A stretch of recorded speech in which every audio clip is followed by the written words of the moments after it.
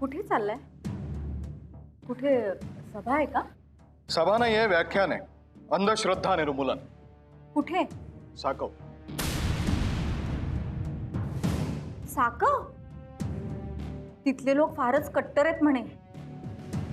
गेल्या महिन्यातच एका बाईला मंत्रतंत्र करते म्हणून मारून टाकलं. हो, म्हणूनच आमची धडपड चालली होती. तिथला सरपंच समविचारी निघाला, व्याख्यान ठेवायला हरकत नाही असं म्हणा. पण तिथले लोक ऐकणार आहेत का? नाहीतर सभा उधळून लावतील. उगीच मारहाण नको व्हायला. करू शकतात, पण मी काही घाबरत नाही. मी व्याख्यान देणार. सांभाळू ना. त्यांच्या विरोधात काय बोलू नका. जे लोक त्यांच्या विरुद्ध बोलतात त्यांच्यावर ते हल्ला करतात म्हणे. फार कर्मठ लोक आहेत तिथले. मी एकटा नाहीये, माझे कार्यकर्ते बरोबर आहेत. हो, पण तुमचं काम म्हणजे माझ्या जीवाला घोर लागतो. मग सोडून देऊ का? नाही, असं नाहीये, पण सांभाळून राहा. हो, मी सांभाळून राहतो. तू काळजी करू नको. इतकी वर्ष अण्णासाहेबांसारख्या माणसाला टक्कर दिली आहे. त्यांच्या इतके करपट नसतील ना हे साकवचे लोक? बरोबर आहे. काही झालं की तुम्ही अण्णासाहेबांवर तोंडसूक घेतल्याशिवाय राहणार नाही. तू काळजी करू नकोस. प्राण तळ हातावर घेऊन परिवर्तनाचं व्रत घेतलंय, ते पूर्ण करायचं.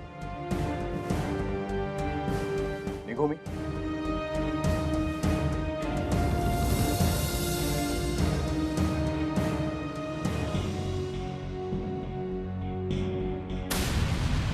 हॅलो, कसे आहात तुम्ही?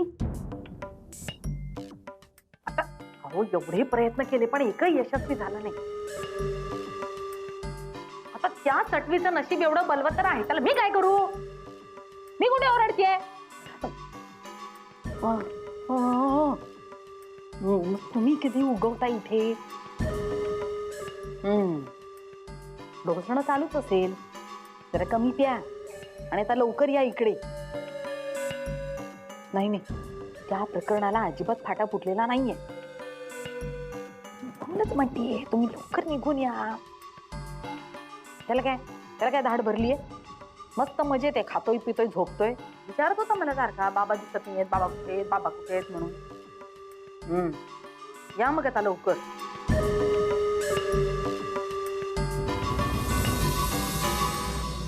अरे आई, हे काय? हे कोणाचं चित्र आहे? हा, बाबांचं चित्र आहे. बाबांचं? काय करणार आहे तू हे असलं चित्र घेऊन? बाबा हरवलेत ना, म्हणून हे चित्र सगळीकडे चिकटवायचं. हो, तुला कोणी सांगितलं ते हरवलेत म्हणून? काहीतरी बडबडू नको. ते लांब गेले इकडून. पण का?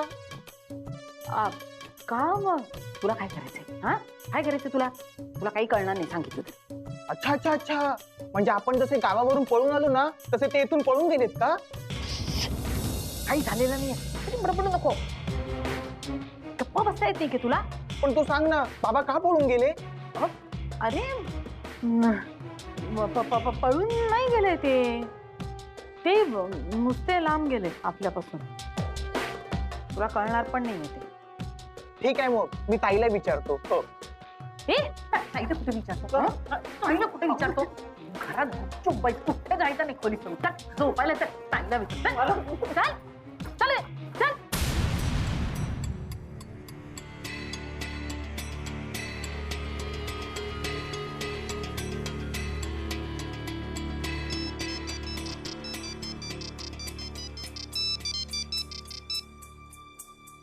हॅलो मामा, कशी आहेस तू? श्रेयू, श्रेयू कशी आहेस तू? मजेत आहे. का ग? काही नाही ग, आज नको नको ते विचार मनात येत होते. कसले विचार? आय डोंट नो, पण सारखी भीती वाटत होती. वाटत होतं माझी श्रेयू कुठल्या तरी त्रासात आहे, अस्वस्थ आहे. So I called you. नाही ग मामा, असं काहीच नाही. असं का वाटलं तुला? बरं कळलंच ग फोन केलास ते. मला तुम्हा दोघांची खूप आठवण येत होती. श्रेयू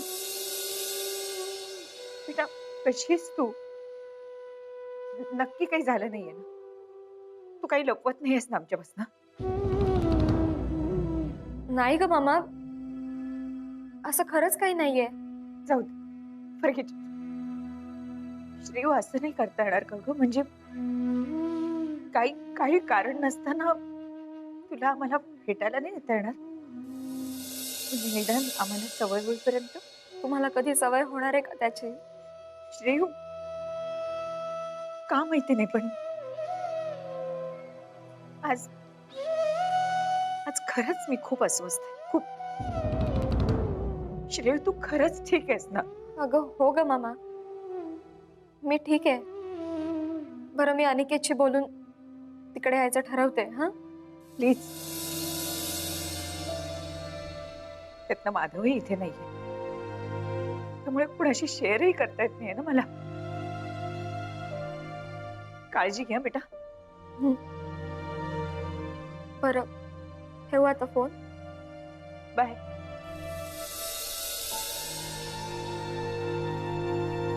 आज मामा एवढी डिस्टर्ब का झालीये?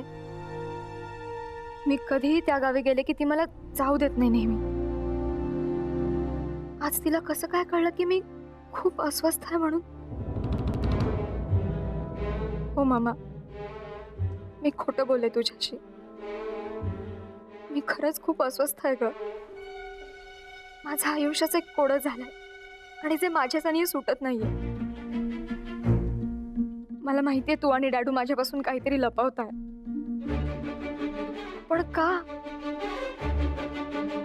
नाही नाही, आता ते मला शोधून काढायला लागणार आहे आणि मी काढेन मामा. मी हे सोडवेन कोडं. हो.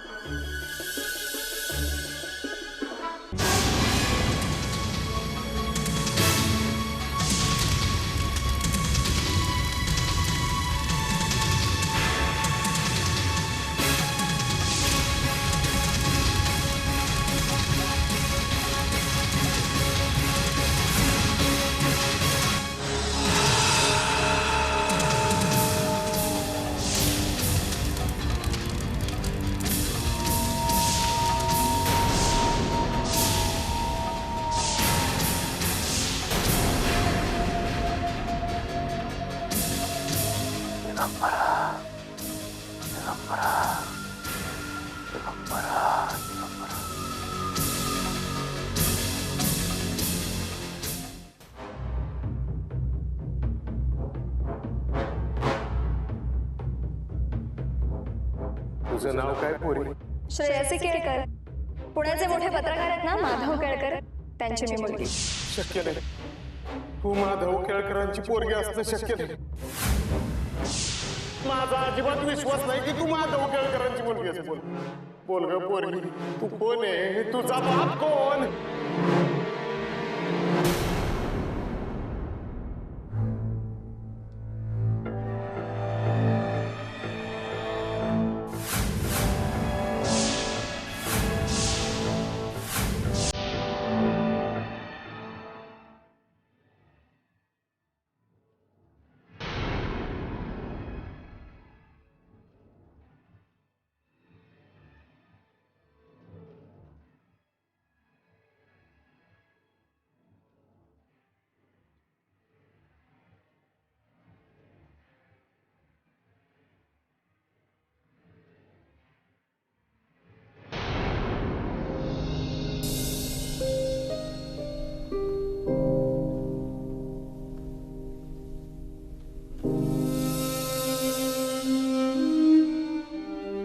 अण्णा अजून जागेच आहे?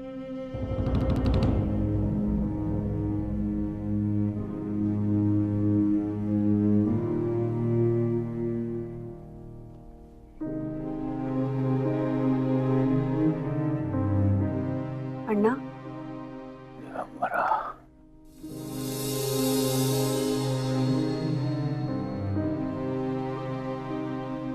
दिगंबरा दिगंबरा श्रीपाद वल्लभ दिगंबरा. अण्णा अजून जागेच आहात? सुनबाई, वाजले किती? 4 वाजले. हे काय तुळशीपुढे दिवा ठेवायलाच चालले होते. 4 वाजले. पहाड झालीच की. अण्णा काय झालंय? तुम्ही इतके अस्वस्थ का? काही होतंय का? काही होतंय का याचीच काळजी करतो माणूस नेहमी. म्हणजे पहाटे पहाटे फार घाणेरडं स्वप्न पडलं मला. आपल्या घराच्या चारी बाजूनी आग लागली.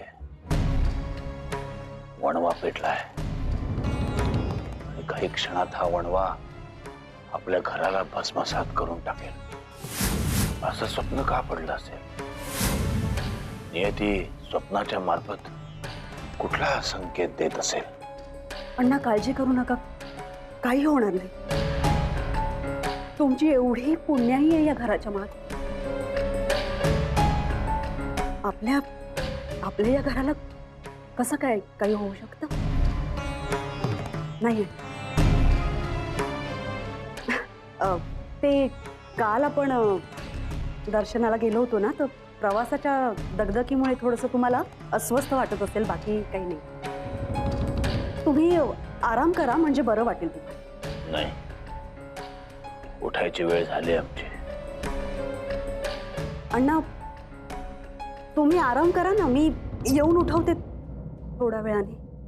नाही, नको. आंघोळ करून शुचिर्भूत झालो की बरं वाटेल. उठतोच. दिगंबरा दिगंबरा श्रीपाद वल्लभ दिगंबरा.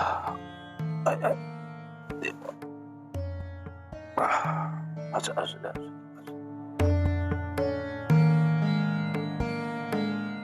दिगंबरा दिगंबरा.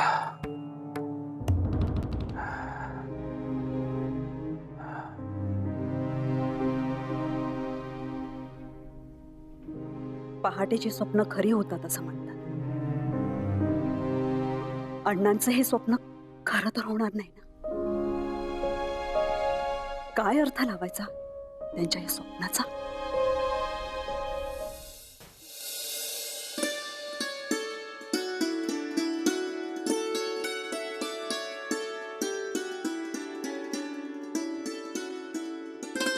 दादू,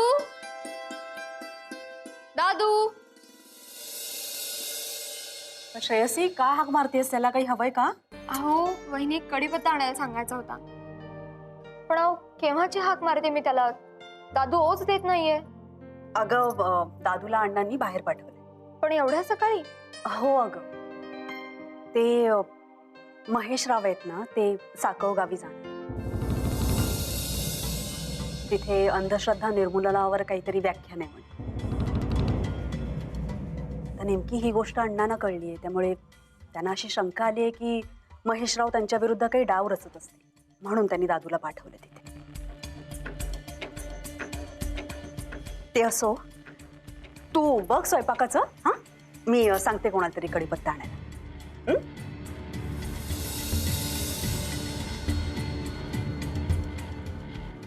महेश काका साकव गावी जात आहेत. त्यांना फोन करायला हवा. त्या गावाशी रिलेटेड माझ्या आयुष्यातल्या गोष्टी सांगून तिकडे माझ्या बाबतीत काही माहिती मिळते का ते बघायला हवं. त्यांना फोन करते.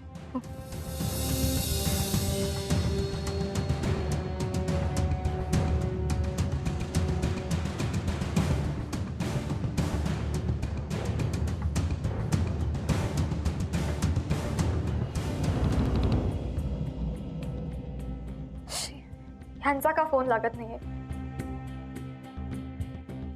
तुला तेच तर सांगते मी. आणि जेव्हापासून अण्णांनी त्यांना पडलेलं स्वप्न मला सांगितलंय ना, जीवाला नुसती धास्ती लागून राहिली बघ. अगं पण आजोबांना असं स्वप्न कसं पडलं की आपल्या संपूर्ण घराला आग लागली? नाही म्हणजे त्यांना असं विचित्र स्वप्न पडल्याचं मी पहिल्यांदाच ऐकलं. हो ना, मी सुद्धा. अण्णांना स्वप्न पडले तेही पहाटे. म्हणजे नक्कीच येऊ घातलेल्या संकटाची चाहूल.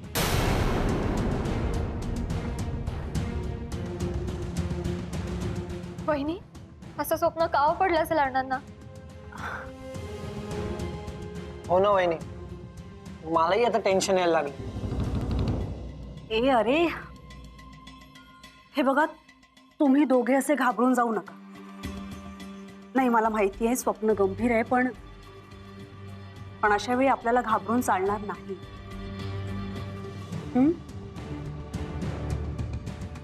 अण्णा ना ह्यातून काहीतरी मार्ग काढ. ते ह्या स्वप्नाचा नेमका अर्थ शोधतील हो. आणि एखादं संकट येणार असेल ना, तर त्यावर काहीतरी उपाययोजनाही करतील. हे श्रेयसी, अगं तू अजून इथेच उभी आहेस? हो ना, पुढे स्वयंपाकघरात मी सांगते कोणाला तरी कढीपत्ता आणायला. हा नाही, आता जेवणाची वेळ होत आली, आटप लवकर. आणि अरे तू चल जरा माझ्या बरोबर. पूजेच्या सामानाची यादी केली आहे ना मी. हा, ह्याला पाठवते. आणशील ना? हो वहिनी. चल हो पुढे. खरंच अण्णांना पडलेल्या स्वप्नाचा काय अर्थ असेल? त्यांचं हे स्वप्न, महेश काकांचं साकव गावी जाणं आणि मला त्या गावात आलेले अनुभव, यांचा परस्परांशी काही संबंध आहे का? हा? चल निघायचं ना? अगं तू कुठं निघाली आता? अरे माझ्या नातीकडं गावाला जायचंय ना आपल्याला. अगं आता कुठं निघाली तू? अजून तिकडं जायला येळ आहे. मी रातच्यालाच तुला समजून सांगितलंय ना. मला राहवत नाहीये रे तिला भेटल्याशिवाय. किती वर्ष झाली. आता ती इथे गावात आलीये, तर तिला भेटायचं नाही असं का? तू भेटायचं, पण आता जर का आपण तिला भेटलो ना तर लई अडचणी येतील. आपण तिला एकटीला भेटायला पाहिजे. मला काही लोकांशी देणं घेणं नाहीये. कोणी काही विचारलं तर मी सांगेन माझी सून आहे म्हणून. ती माझी सून आहे की नात आहे रे? पण मग जर ती माझी नात असेल तर मग कमल कुठे आहे? अगं आई, तू काय बडबडतीयस? ती कोण आहे आपल्याला माहिती नाही. फक्त कमल सारखी दिसते एवढंच. आपण ती कोण आहे हे शोधून काढू ना. नाही, ती कमलच आहे. का नाही? का माझी नात आहे? मला तिला भेटायचंय आत्ताच्या आत्ता. आई शांत बस. मी तुला कसं आणि काय समजून सांगू का? मी तुला सांगितलं ना, मी तुला तिला नक्की भेटवीन म्हणून. पण हे बघ, तू जर का अशी घाई करणार असशील ना, तर मग मी तुला काही तिला भेटवणार नाही. मग अख्ख्या गावभर शोधत बस तिला. नाही, असं नको करूस रे विरू. मला तिला भेटू. तू नशील तेव्हा मी जाईन. तू सांगशील तसं वागेन मी. नक्की ना? पण मला नक्की भेटव. हं? अगदी नक्की नेणार. पण मी जेव्हा सांगल तेव्हा. हा? आता माझी शहाणी बाई जा. पण जाऊ हं आपण. हो, चल, चल. आता आराम कर बाई, आराम कर. हा हा हा. पड पड पड. आपण जायचं. हो, हा? आता पड. जाय. आई, कसं सांगू ग मी तुला? मला तर ती माझीच मुलगी वाटते. ती त्या माधव केळकरची मुलगी असूच शकत नाही. ती माझीच मुलगी असणार.